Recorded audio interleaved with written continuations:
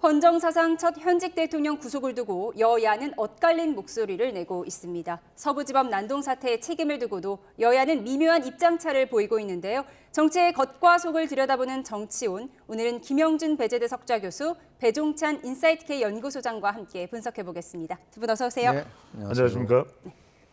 사상 첫 현직 대통령 구속 사태를 맞닥뜨린 국민의힘은 상황을 예의주시하면서도 구속 사유에 대해서 국민이 납득하겠냐며 반발하고 있는데요. 민주당은 전혀 다른 입장을 보이고 있습니다. 녹취 듣고 와서 대답 시작하겠습니다. 피의자가 증거를 인멸할 염려가 있음. 이 단 15자가 서울 서부지법이 내놓은 윤석열 대통령 구속영장 발부 사유입니다. 현직 대통령 구속이라는 헌정사상 유례없는 결정을 할 때는 국민 모두가 납득할 수 있도록 구속 사유를 충분히 설명했어야 합니다.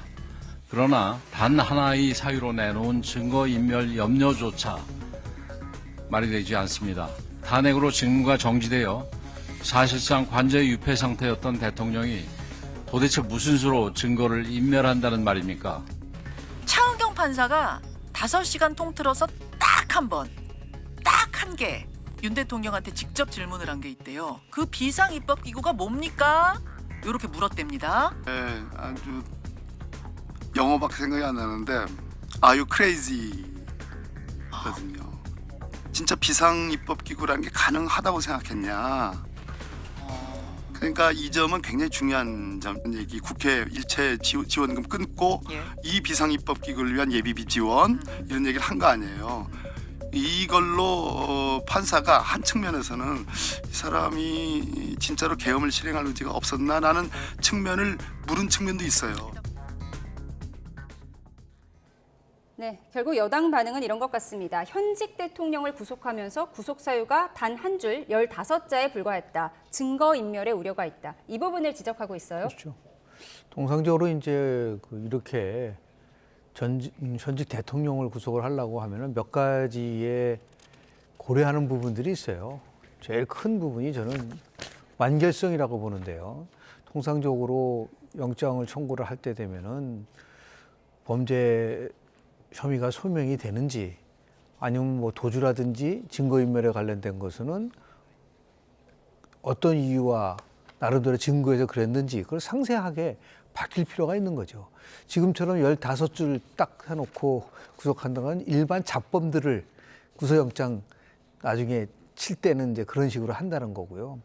또 나가서 이게 지금 사안의 중대성이 있잖아요. 단순한 이러한 그 구속영장 청구가 아니라 지금 현직 대통령이잖아요. 현직 대통령을 구속하려고 한다고 한다면 거기에 나름대로 아주 치밀함은 아니더라도 근데 원래 구조적 자체부터 좀 의아했어요. 왜냐하면 뭐 한경 판사는 당직 검사 판사인데 그 짧은 기간 내에 이 전반적인 거 그리고 더 나가서 대통령이 직접 가서 한 40분 정도 설명을 했다고 그러지 않습니까? 이제 그런 부분들을 했는데도 불구하고 이렇게 짧은 메시지가 나오다 보니까 아니 뭐 이재명 대표 구속영장 기각할 때는 600자 정도로 해서 상세하게 왜 기각하느냐는 얘기까지 했는데 이거는 그런 면에서 봤을 때 나름대로의 그런 그 형평성의 문제 그 당시에도 보면은 뭐라고 얘기를 하냐면 방어권에 대한 문제를 얘기를 하면서 불구속했거든요. 그럼 당연히 윤석열 대통령도 이 방어권 문제라든지 더 나가서 그 우리가 얘기하는 여러 가지 상황에 대한 거 특히 당시도 보면은 어떤 얘기까지 하냐 유창훈 판사가 그 우리가 유진교사에 대한 부분은 소명이 되는 것처럼 보인다까지 얘기를 하면서도 지금 야당의 대표이기 때문에 이런 부분들을 고려해야 된다고 얘기를 했는데 윤석열 대통령이 야당 대표를 넘어서 대한민국의 현직 대통령인데 그런 것까지도 감안한다고 한다면 이 형평성에 대한 문제에 있어서도 문제 제기가 나올 수밖에 없는 그러한 이유라고 저는 봅니다. 현직 대통령 구속 사유가 15자에 불과했는데 민주당 이재명 대표 구속영장을 기각할 때는 사유가 600자였다. 이 부분을 정리해 주셨는데 이틀 전에 열린 윤 대통령 영장실질심사에서 판사가 윤 대통령에게 단 하나의 질문만 했다고 합니다. 비상입법기구 관련 쪽지에 대해서 물어봤다고 하는데요. 비상입법기구가 구체적으로 무엇입니까? 이 질문 하나만 했다고 합니다. 어떤 의미일까요? 중요하다고 판단한 것 같아요. 그래서 입법기구라는 것이 얼마나 윤석열 대통령이 비상계엄 이후의 상황에 대해서도 구체적이었느냐, 이 부분이 상당히 핵심적일 수 있어요.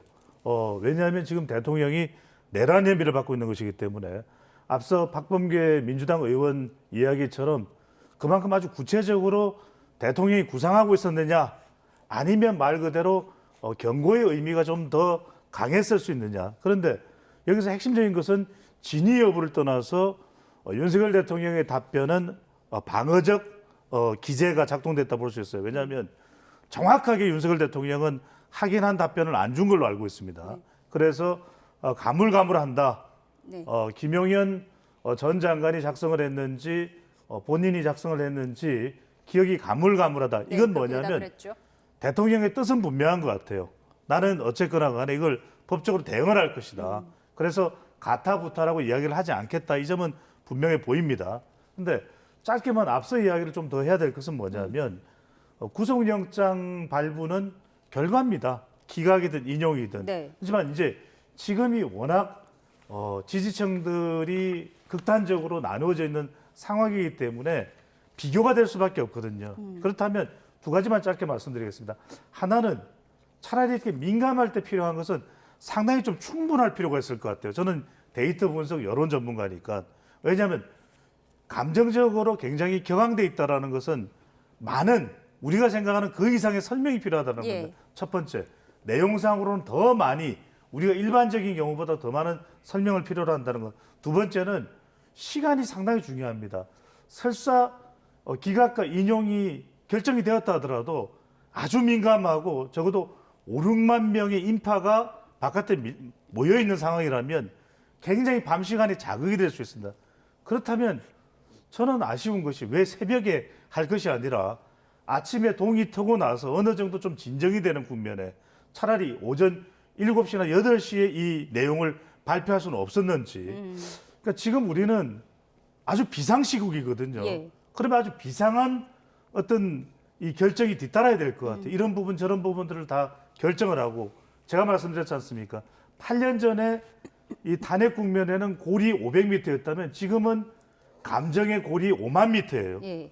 매우 신중해야 될 것으로 보입니다. 예, 영장 발부를 하필에 새벽에 해서 뭔가 지지자들이 더 격앙될 수도 있었다라는 개인 의견을 전해드렸는데요.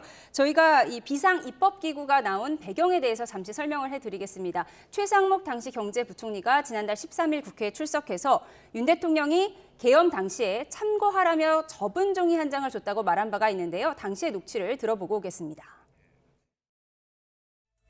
저한테 참고하라고 종이를 접은 종이를 주셨습니다. 당시에 저는 그게 무슨 내용인지 모르고 경황이 없어서 주머니에 넣었습니다. 그러니까 대통령이 들어가시면서 제 이름을 저를 보시더니 참고 자료 이거 참고하라고 하면서 하니까 옆에 누군가가 전 잘 모르겠어요. 누군가가 저한테 자료를 하나 줬습니다. 결국 계엄 당시에 대통령이 최상목 대행에게 준 쪽지에 비상 입법기구 관련 예산을 짜봐라 뭐 이런 내용이 담겼다 이런 거잖아요. 그러니까 비상계엄과 관련돼서 본인이 생각하고 있는 구상을 어느 정도 엿볼 수 있는 거죠. 네. 그러니까 예를 들어서 모든 정치 행위가 중단이 됐을 경우에 그러면 이거를 어떻게 대체할 수 있느냐는 생각을 했을 가능성이 있다고 좀 보는데 그런 이제 법에 대한 이해가 부족한 거죠. 왜냐하면은 6공화국 이후에 법을 보면은 아무리 비상계엄이라고 하더라도 국회 기능을 물리적으로 강제적으로 막을 수는 없는 거거든요. 그런데도 불구하고 이렇게 비상입법기구라고 얘기한 건 두 가지 면에서 윤석열 대통령이 방어력이 굉장히 취약할 수밖에 없는 게 그럼 비상입법기구 같은 거를 정말 최상목 지금 대행이 한 것처럼 했다고 한다면 이게 결국은 경고용, 엄포용 계엄인가요? 국회에다가 뭔가 나름대로 경고를 주기 위한 거다라고 얘기를 하고 있는 거가 안 맞잖아요. 그리고 더 나아가서 지금 뭐 예를 들어서 국회를 봉쇄를 하는 그런 지시를 했다는 그 증언들이 계속 나오고 있기 때문에 이 부분이 결국 그래서 비상계엄은 분명하게 대통령의 권한이지만 위법적 절차를 거쳐서 계엄을 선언을 했기 때문에 그것이 잘못된 거다라고 얘기를 하고 있는 부분들이 있는 거거든요. 그러니까 마치 이제 지금 얘기하는 비상입법기구라고 하니까 전두환 시절에 국보위를 생각하는 그때는 뭐 다 의회도 해산시켜 버렸으니까. 그리고 우리는 아직까지 뭐 헌법에 국회에 대한 해산권이 갖고 있지 않습니까? 근데 그런 것들을 뭐 염두에 둬서 한 것이 아닌가라는 생각을 하게 됩니다. 근데 짧게 한번 말씀드리면 이것이 아주 중요합니다. 왜냐하면 결과적으로 지금 공수처는 내란 혐의로, 그리고 윤석열 대통령에 대해서는 내란 우두머리 혐의로 지금 수사를 하고 있는 거 아니겠어요? 구속영장까지 발부가 됐고, 그러면 이 비상입국 기구가 얼마나 구체적이었는지, 또 이것을 실천해 나갈 의향이 분명했는지가 네. 아주 중요할 수 있습니다. 그러니까 이 부분은 앞으로도 정확하게 밝혀져야 되는 부분이면은 또 분명해 보입니다. 차은경 판사가 비상 입법기구에 대해서 콕 집어서 윤 대통령에게 물어본 이유에 대해서 박범계 민주당 의원의 표현을 빌리면 Are you crazy? 당신 미쳤어? 이렇게 표현했다는 거예요. 이런 뜻이었다는 건데 이 부분에 대해서는 어떻게 보세요? 저는 그거는 이제 박범계 의원의 해석이고요. 저는 차은경 판사가 영장 실질심사지만 물어본 이유는 이것이 증거인멸을 이유로 했잖아요. 그렇다면 굉장히 중요할 수 있습니다. 왜냐하면 비상입법기구가 관련된 내용들이 더 나올 수 있을지도 모르는 것이고, 이것을 쪽지 형태로 최상목 권한 대행에 주었다면 누가 작성을 했는지, 또 그 내용은 다른 또 구체적인 내용이 있는지 여부가 실제로 내란 혐의에 굉장히 관련된 밀접성 또는 관여도, 이 부분이 큰 부분으로 이제 해석이 될 수밖에 없는 부분입니다. 그런 차원에서 하나의 질문, 얼마나 실제로 비상계엄이라는 것이 윤석열 대통령이 아주 구체적으로 전개해 나갈 의향이 있었는지 여부를 확인하는데 중요한 질문이었다고 볼 수가 있는 것이죠. 근데 그게 이해가 안 되는 부분이요. 딱 하나 물어봤다고 그러잖아요. 지금 비상입법기구. 예. 그럼 본인 생각 때 그걸 굉장히 중요하게 생각했다고 한다면 그 구속영장을 발부할 때 그거와 관련된 얘기를 했나요? 아니, 증거인멸에 대한 부분하고 지금 비상입법기구하고 관계가 어떻게 되느냐라는 거예요. 증거인멸과 비상입법기구는 상관이 없다라고 아니, 보시나요? 그러니까 그거를 설명을 했었어야죠. 비상입법기구라는 걸 통해서 봤을 때 이건 분명히 국회를 장악을 하고 나름대로 구상을 가진 거 보니까 이거는 지금 얘기하는 내란죄에 해당하는 헌법기관으로 선출된 기관을 강제적으로 임의적으로 권능을 마비하려고 하는 것이 명확하다고 느꼈기 때문에 구속영장을 발부한다든지 이렇게 설명을 해줘야 될 거 아니겠습니까? 근데 그걸 가지고 무슨 뭐 크레이지라고 그런 거 가지고서 선동하지를 말고 왜 그 부분에 대해서 사람들이 그렇게 현직 대통령을 구속영장 하는데 15자를 얘기해. 이거 다 연관성을 가져야 되지 않습니까? 그러니까 이게 굉장히 불충분하고 완전성이 떨어진다고 지적을 받을 수밖에 없는 부분이 아닌가라는 생각을 하게 되는 거죠. 영장 발부 사유가 상당히 부족했다라고 지적을 해주셨습니다. 그런가 하면 윤 대통령도 옥중 입장문을 통해서 평화적인 방법으로 의사를 표현해달라 이런 당부를 했는데요. 결국 이런 메시지를 냈다는 거 지지자들의 격앙된 마음을 좀 누그러뜨릴 수 있을까요? 이것은 누그러뜨리고 아니고를 여부를 떠나서 절대적으로 해서는 안 되는 행동이죠. 제가 앞서 말씀드렸던 것은 격앙돼 있는 지지층들을 자극하지 않기 위해서 법원에서 그런 부분도 감안할 수 있겠다는 차원에서 시간을 말씀드린 것이지, 이건 절대로 있어서는 안 될 일이죠. 왜냐하면은 무력으로 난입을 하고 기물을 파손했다. 이것은 민주주의의 근간을 흔드는 것이고 결코 윤석열 대통령한테도 도움이 안 됩니다. 그러니까 국민의힘에서도 심정적으로는 이해가 되지만 해서는 안 된다는 것을 분명히 하고 있지 않습니까? 제가 거듭 말씀드리지만 이것은 절대로 행동해서는 안 되는 것이고 윤석열 대통령도 그걸 분명히 알 거예요. 대통령 측에서도 이런 지지층들의 행동이 결코 중도층의 여론이나 중도층의 여론을 떠나서 전체의 여론을 보더라도 도움이 안 된다는 것을 분명히 알고 있기 때문에, 그리고 또 자칫 이런 행동을 하다가 부상을 입거나 또는 처벌을 받게 될 경우에 얼마나 개인으로서도 큰 피해 아니겠습니까? 국가적으로도 공공적으로도 큰 피해이기도 하고요. 법원행정처는 이번에 기물 파손과 관련된 비용을 6, 7억 원 정도를 이야기하고 있지 않습니까? 그게 금액이 얼마이고를 떠나서 있어서는 안 되는 일인 것이죠. 이런 가운데 서부지법에 대한 지지자들의 폭동 사태의 충격이 일파만파로 커지고 있는데요. 오늘 법사위 현안 질의에서 여야는 이번과 같은 난동이 있어서는 안 된다는데 공감하면서도 강론에서는 견해가 엇갈렸는데요. 법사위에서 나온 여야 목소리 듣고 오시죠. 그리고 이들은 폭동입니다. 폭동. 맞습니까? 맞습니다. 폭동이고 이를 선동한 자가 있어요. 이를 선동한 자 윤상현. 법원의 담을 넘어가서 젊은이들이 체포당했어요. 곧 훈방 조치될 겁니다. 이 말을 들은 모든 사람이 무슨 일이 일어나겠습니까? 국민의힘 윤상현이 하고 있고 그리고 미국으로 갔어요. 이 윤상현 잡아서 처벌해야 합니다. 서부지방법원의 위치가 사실 이런 소요 사태라든지 시위에 굉장히 취약해요. 거기는 바로 대로변을 접하고 있지 않습니까? 그래서 법원까지 들어가는 어떤 좁은 길이 있는 게 아니고 그 앞에 대로에서 시위를 하게 되면 그 시위 사태가 법원에 바로 영향을 미칠 수 있는 그런 위치에 있단 말이에요. 위험성을 고려해가지고 충분한 사전 대비를 했어야 되는 것이 아닌가 하는 아쉬움이 크게 남습니다. 네, 어떤 폭력도 정당화될 수 없다는 건 여야 공통된 의견인데 여당에서는 법원에서도 좀 더 철저한 준비를 했어야 한다 이렇게 보고 있어요. 그러니까 사후적 설명이죠. 예를 들어서 어떤 경우라도 지금 얘기하는 이제 법치주의의 부정이라고 얘기하고 그리고 뭐 억울하고 분노가 있다 하더라도 헌법과 법이 정한 절차에 따라서 그 문제를 풀어야죠. 그게 민주주의의 가장 근본 아니겠습니까? 그걸 넘어서서 어떤 이유를 얘기를 하면서 이 정치권의 공방을 보면 낯뜨거워요. 뭐 그거를 마치 그냥 뒤에서 선동을 해가지고서 그거를 끌고 간 것처럼 얘기를 하고 있고 여당은 왜 그럼 경찰 기동대가 충분하게 방어하지 못했느냐 또 얘기를 하고 있고 서로 결국은 이제 뭐 공방만 오가고 있는 것인데 아주 차분하게 이런 사태가 올 때까지의 그런 과정이 무엇이 문제였을까를 한번 좀 냉정하게 봐야죠. 일어난 그 사건만 가지고 보지를 말고 우리가 얘기하는 이 법치란 얘기를 그렇게 많이 얘기를 하는데 지금도 보면은 야당 같은 경우는 민주주의와 법치주의에 대한 얘기를 많이 하는데 과연 그러면 야당은 국회 내에서 법치를 지키고 있는가? 그러니까 자신한테 유리한 거는 법치를 들이대고 불리한 거는 또 빠져나가고 이 선별적 법치가 가지고 오는 이 모든 거의 가장 큰 핵심은 뭡니까?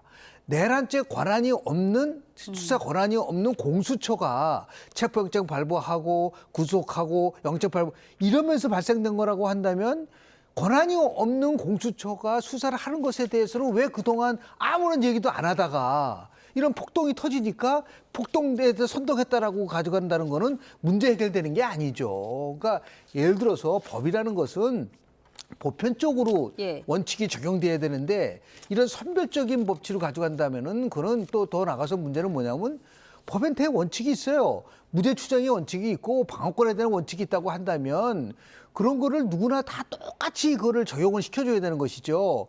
이재명 대표 같은 경우는 무죄 추정의 원칙을 자기가 스스로 얘기를 하고 있고 방어권 얘기도 하고 그런데 내란죄이기 때문에 그건 안 된다? 그런 법이 어디 있어요? 모두 국민은 법 앞에 평등한데 이런 것에 대해서 우리가 이번 사태를 다 겪으면서 좀 차분하게 대한민국의 법치가 해석을 자기 쪽으로 하잖아요. 자기네 유리할 정도로 공수처는 할 수 있다. 직무 관련된 거기 때문에 할 수 있다. 이런 식으로 해석을 하는 게 아니라 딱 체계화되고 원칙적으로 움직이는 것에 대해서 문제가 발생된 것이기 때문에 앞으로 이게 제2, 제3의 이런 폭동이 안 일어나는 보장이 어디 있겠어요. 이거는 절대로 있어서는 안 되는 것이고 어떠한 것도 정당화될 수 없다고 볼 수 있는 것이죠. 법사의 공방을 보면 민주당은 법원 폭동 사태에 국민의힘도 큰 책임이 있다 이렇게 공격을 하고 있고요. 국민의힘에서는 민주당도 단초를 제공했다 이렇게 보고 있습니다. 이렇게 정치권 공방으로 번진 거에 대해서는 어떻게 보세요? 지금 앵커께서 굉장히 중요한 부분을 짚어주신 거예요. 첫 번째 이유 불문, 절대로 폭력적 사태는 있어서는 안 됩니다. 여기에 대해서는 법원이든 경찰 또는 검찰, 공수처에서 응분의 엄정한 조치를 취해야 됩니다. 근데 분명히 이런 말씀은 드리고 싶은 것이 우리 시간에 이 데이트를 통해서도 분석을 해드리지만 우리 정치권에 대한 신뢰가 바닥에 떨어졌어요. 지금도 이 사태가 터지니까 서로의 탓이라고 이야기를 하고 있잖아요. 결국에는 지지층들은 누구를 지지하는 것입니까? 정치인 아니면 정당입니다. 그러니까 결국 정치권이 선동을 하는 거예요.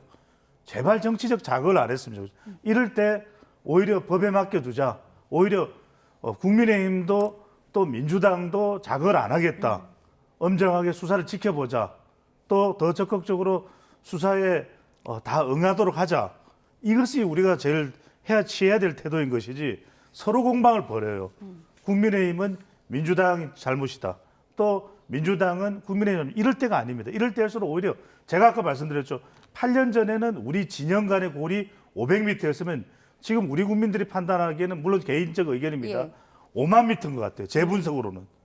이대로 가면 안 됩니다. 오히려 정치권이야말로 자꾸 표현 자체도 좀 순화해서 사용을 해야 됩니다. 너무 극단적이에요. 저는 이 부분부터 정치권부터 자정을 하자는 말씀을 여야 꼭 책임 드리고 공방으로 싶습니다. 가면 안 된다. 안 됩니다. 이 부분은 네. 네, 폭력 사태 본질만 봐야 안 한다라고 됩니다. 지적을 또 해주셨고요. 용어 표현도 반드시 좀 순화를 해야 됩니다. 너무 자극적입니다. 네, 네. 너무 자극적이라고 지적을 해주셨고 권영세 비대위원장은 경찰이 민노총 앞에서는 순한 양이라면서 형평성 문제도 지적을 했거든요. 이 부분은 어떻게 보셨어요? 그러니까요. 또 비교를 하는 겁니다. 제발 저는 비교하지 않았으면 좋겠습니다. 그럼 무슨 이야기만 나오면 또 민주당에 누구를 비교하고 또 민주노총을 비교하고 그러면은 지금 밑도 끝도 없거든요. 제발 이런 표현을 들어서 안 되는 건 서로 하지 말자. 저는 이 이야기부터 해야지. 지금 이걸 우리 국민들뿐만 아니라 외국인 투자자들 다 보고 있거든요. 지금 우리 경제나 우리 기업의 경쟁력이 아니라 우리 정치권의 경쟁력을 보고 있어요. 우리 정치권의 경쟁력이 우리 국가의 경쟁력을 지금 갉아먹고 있다는 거 절대로 우리는 이거 놓쳐서는 안 될 부분입니다. 예. 이런 가운데 윤상현 의원의 이른바 훈방 발언을 두고는 난동을 부추긴 것 아니냐 이런 논란이 빚어졌는데요. 민주당 대응에 이어서 윤 의원의 반응까지 이어서 듣고 오겠습니다. 수사당국이 검찰도 폭력 관리 폭동이라고 하지 않았습니까? 이미 규정을. 그런데도 국힘이 여전히 폭동이라는 용어를 못 쓰고 있는 것에 대해서 개탄스럽게 생각하고요.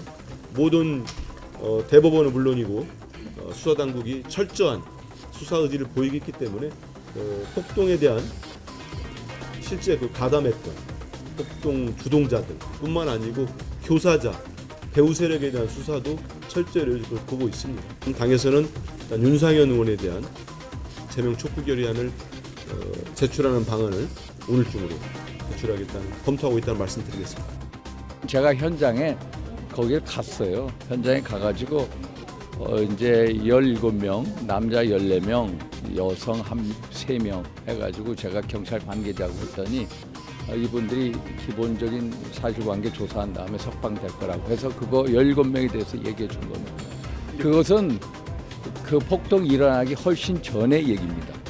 그 전날 구속영장이 새벽 3시인가 떨어졌고요. 그것은 그 전날 9시, 10시 사이의 얘기입니다. 네, 대통령이 구속되기 하루 전날에 윤상현 의원이 월담을 했던 대통령 지지자들에게 훈방 조치될 것이다 이렇게 조언을 해줬는데 이 부분이 폭도들을 자극했다는 게 민주당의 입장이고 윤상현 의원은 이번 서부지법 사태와 자신의 훈방 발언은 전혀 별개의 것이다 이런 거죠. 실제로 뭐 본인이 얘기한 부분이 얼만큼 정확성이 있느냐라는 부분은 수사를 통해서 밝혀질 거 아니겠습니까? 만약에 윤상현 의원이 얘기한 식으로 난입 전에 했었던 거라고 한다면 그 선동이 될 수 있나요? 또 마찬가지로 그게 아니라 그 차분하게 이거 단정적으로 내리면 안 되잖아요. 벌써 야당에서는 윤상현 의원이 선동을 했다라고 얘기를 하고 있는데 정말 그렇게 해서 수사를 해보니까 선동이라는 것이 명확해졌다.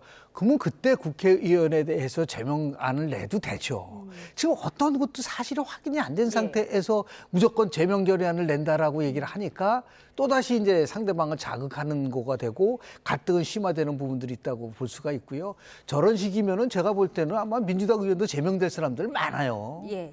그 국회 과정, 입법 과정 속에서 보여준 일탈행위가 얼마나 많았습니까? 예. 그러나 그거는 다 나름대로 어떤 상황에 대한 그런 나름대로 아주 명쾌한 근거나 그 더 나가서 수사가 통해서 어느 사실이 팩트가 딱 밝혀졌을 때는 거기에 상응하는 이제 책임을 져야겠죠. 근데 그렇지 않고 지금 뭐 전혀 모르는 상태에서 그냥 먼저 대변인이 나와가지고 뭐 선동했기 때문에 제명을 결의를 한다. 이건 너무 이제 어떻게 보면은 그 지나치게 정치적으로 이걸 끌고 가려고 하는 부분들도 있지 않을까라는 생각을 하게 되는 민주당은 거죠. 당장 오늘 윤상현 의원에 대한 제명안을 제출하겠다고 하는데 민주당 대응은 어떻게 보세요? 이런 부분이 있을 것 같아요. 민주당으로서는 과연 서울 서부지방법원 앞에서의 윤상현 의원의 그 훈방 발언 때문만일까? 그 이전부터 윤상현 의원이 한남동 관저 근처에서도 대중집회에서 보였던 행동, 좀 이렇게 지지층들을 이끄는 모습, 이런 부분들을 다 담아둔 것 같아요. 왜냐하면 보통 한 번을 가지고는 이야기하기 어렵고 방금 전에 정확하게 전후 관계를 짚어보면 이걸 가지고 실제로 의원 제명을 할 수 있느냐, 이 부분도 상당히 우리가 검토해봐야 되는 부분이에요. 그리고 의원 제명은 사실 아주 상당히 어려운 일이기도 합니다. 예. 표결을 거쳐야 되기 때문에. 그다음에 세 번째 민주당은 그동안 쭉 윤상현 의원이 보여왔던 것에 대한 경고성 의미가 담겨 있는 것 같아요. 네. 그러니까 이 부분도 결과적으로는 윤 의원이 그동안 해왔던 행동에 대해서 민주당도 견제를 하는 셈이기 때문에 제가 거듭 말씀드립니다만 이걸 어느 한쪽으로 잘잘못 따지기 시작하면 한도 끝도 없을 거예요, 분명히. 그러니까 윤상현 의원에게 민주당도 좀 자제해 주기를 원하는 그런 좀 이 담겨 있는 것 같습니다. 그러면 민주당도 그런 부분에 대해서 좀 반영을 하고 이런 서로 간의 접근이 이제 필요하겠죠, 실질적인. 예. 그러니까 뭐 정말 우리가 막다른 골목으로 막다른 길로 가보자는 접근 방법보다는 서로 간에 어떤 부분이 지금 시기에 오히려 국민들이 더 극단적으로 대립하는 것을 막을 수 있을까, 이 부분을 더 염두에 두는 게 필요한 때로 보입니다. 네, 제명안 제출은 민주당의 경고성 조치라고 분석을 해주셨는데 이런 가운데 김재원 전 최고위원이 SNS에 아스팔트의 십자군 전사다. 이번 서부지법 사태를 이렇게 표현했다가 지금은 삭제된 상태입니다. 그런데 김재원 최고위원은 예전에 전광훈 목사 집회에 나갔다가 징계를 받은 적이 있었잖아요. 근데 또 왜 이런 표현을 썼을까? 이 부분이 좀 궁금합니다. 뭐 본인 자신의 그런 이미지 메이킹을 하는 거죠. 예를 들어서 그 어느 때보다도 이제 자유 우파 세력으로부터 인정받고 싶다라는 그런 뜻에서 나오는 거겠죠. 그래서 뭐 저런 성전을 뭐 더 나가서 지금 뭐 우리 법원에 대해서 난입을 한 부분들이 지금 벌쳐지고 있는데 그걸 성전이라는 단어를 쓸 수 있나요? 예. 누가 보더라도 그건 안 맞는 거 아니겠습니까? 그런 면에서 봤을 때 좀 본인이 물론 지금 저 원외에서 그 있는 최고위원이니까 뭔가 항상 우리 그 정치에서의 문제 여든 야든 뭐 똑같아요. 뭔가 자극적인 발언을 통해서 자신의 그런 관심도를 끌어올리려고 하는 뭐 쉽게 표현하면 한탕주의, 한방주의 여기에 매몰되어 있는 경우가 많기 때문에 저는 예. 뭐 김재원 최고도 뭐 그런 쪽에서 나오는 하나의 해프닝이 아닌가라는 생각을 좀 하게 됩니다. 짧게만 말씀드리면 이제 김재원 전 최고 입장에서는 지지층들에게 또 국민의힘을 생각해서 이제 그런 발언을 했을 수가 있어요. 근데 이런 시기에 저는 데이터 분석을 하는 사람이 꼭 말씀드리고 싶은 게 첫 번째, 대체로 이럴 때는 비교를 안 하는 게 좋습니다. 이렇게 민감한 시기에는. 두 번째는 개별 의원들은 말의 양을 좀 줄이는 게 좋아요. 그러면 어떻게 해야 되냐? 이럴 때일수록 대변인이 순화된 내용으로 충분한 설명을 관련 사안에 대해서 하는 것이 필요하다는 점도 저도 분석 차원에서 말씀을 드리고 싶습니다. 잠시만요. 저희가 뉴스 속보가 들어와서 전해드립니다. 지금 화면으로 이 시각 서울구치소 앞의 모습을 보여드렸는데요. 교정본부장이 서울구치소에 공수처 수사팀이 도착했다고 전해왔습니다. 지금 윤 대통령 공수처 수사를 거부하고 있는데요. 강제 구인 가능성도 나오고 있는 상황이죠. 다만 교정본부장은 대통령의 강제 구인 여부는 보고받지 못한 상황이고 방문 조사와 강제 구인 사이에 검토를 하고 있는 것으로 전해지고 있습니다. 그래서 강제 인치 관련은 아직 정해진 바가 없지만 우선은 서울구치소에 공수처 수사팀이 도착해 있는 상황이라는 뉴스 속보가 들어와서 먼저 전해드립니다. 공수처는 앞서 강제 구인이 유력하다. 강제 구인을 유력하게 검토하고 있다. 이런 입장을 밝힌 바가 있는데요. 지금 현재 서울구치소에 공수처 수사팀이 도착해 있는 상황이고요. 윤 대통령은 체포 첫날에 공수처 조사를 받은 이후에는 단 한 번도 조사에 응하지 않고 있습니다. 윤 대통령은 구속 이후에는 단 한 번도 조사를 받고 있지 않은 상황에서 지금 서울구치소에 공수처 수사팀이 도착해 있다는 뉴스 속보를 전해드립니다. 다시 한번 전해드리겠습니다. 서울구치소에 공수처 수사팀이 도착해 있는 상황이고요. 대통령 강제 구인 여부는 아직 보고받지 못한 상황입니다.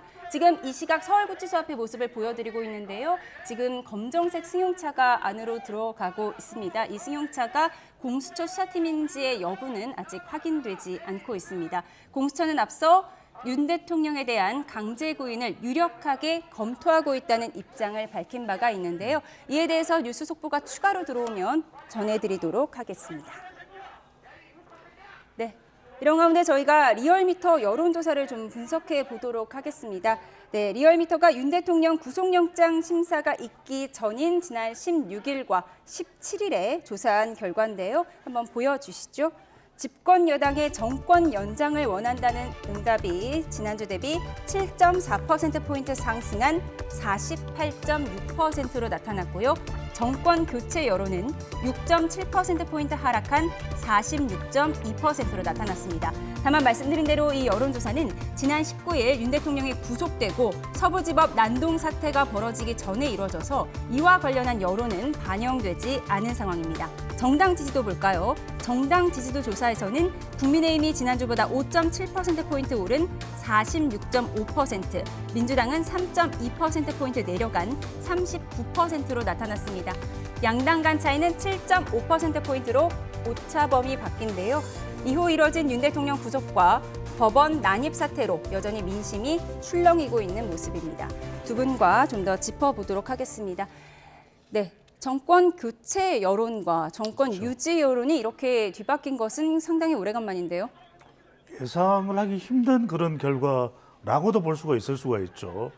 어떤 정치 성향에 따라서 해석을 하는 기준점이 다를 수는 있습니다만 지금 윤석열 대통령의 비상계엄에 대한 국민들의 파장 또 국민들의 부정적인 시각, 비판 시각을 감안하는데도 불구하고 지금 정당 지지율은 국민의힘이 더 높은 상황이에요. 더 오른 상황입니다.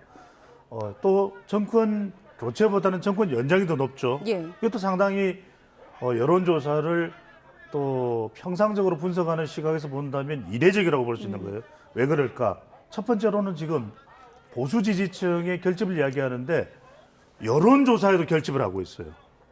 그러니까 보수층이 여론조사에도 결집을 하고 있어요. 두 번째는 응답률이 자동응답 조사인데도 이례적으로 매우 높아요. 그 이야기는 뭐냐? 지지층이 지금 여론조사에 여론전을 펼칠 정도로 극도로 자극돼 있다. 네. 저도 본 일이 없어요, 이건. 그럼 과표집된 거라고 보세요? 초과표집이죠. 가표집은 의도성이 보이잖아요. 예. 이건 조사기관이 의도한 게 아니에요. 응답자들이 매우 적극적으로 결집을 하고 있다는 거예요. 그래서 저는 지금 이런 부분들을 데이터는 어느 때고 분석을 해서 그것의 의미를 우리가 새겨야 되는 건데 지금 매우 자극이 돼 있어요. 저도 지금까지 데이터상으로 제가 지금 뭐 30여 년간 분석을 했지만 본 적이 없을 정도로 우리 김영준 교수께서는 더 많이 아시겠지만 본 적이 없습니다. 저는 지금 뭐 공수처 수사팀이 구치소로 갔다 이런 이야기들이 나오는데 저는 수사는 해야 될 거예요. 하지만 지지층이 극도로 자극되지 않는 선에서 뭔가 법과 원칙을 지키면서 할 수 있는 것이 예. 무엇인가를 생각해야 되는 지점이 아닌가라는 말씀을 꼭 드리고 싶습니다. 지금 잇따라 국민의힘 입장에서는 기분 좋은 여론조사 결과가 나오고 있는 건데 지금 서부지법 난동 사태는 반영이 되지 않은 거거든요. 그럼 다음 주 조사는 어떨 거로 보세요? 예를 들어서 저 여론조사는 수치가 아니라 추세를 보는 거잖아요. 저기 지금 나오고 있지만 정당 지지도가 12월 1주 때 47.6에서 26점인데 예를 들어서 민주당은 계속해서 추락하고 있고 지금 국민의힘은 올라가고 있잖아요.